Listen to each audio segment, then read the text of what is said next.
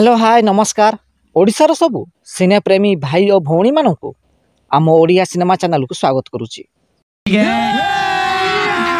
अभी मजा आएगा ना भिड़ो। आज कथा बा बाबूशान महांती अभिनीत ओडिया सिनेमा लोकाल टका लोभ चखा क्यों तेलुगु सिनेमा कॉपी होईची। 2017 मसीह रिलीज होता एक तेलुगु सिनेमा जार ना रही नेनु लोकाल। यही सिनेमाटी से समय रे सुपरहिट होइथिला।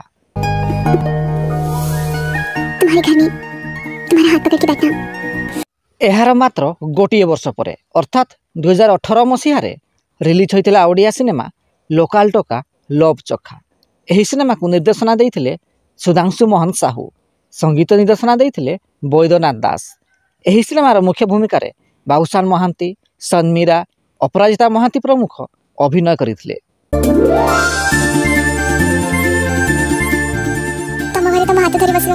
जदि भिडियो पसंद आसता तेबे लाइक शेयर और चैनल टी को सब्सक्राइब करने जमार भूलिबेनी।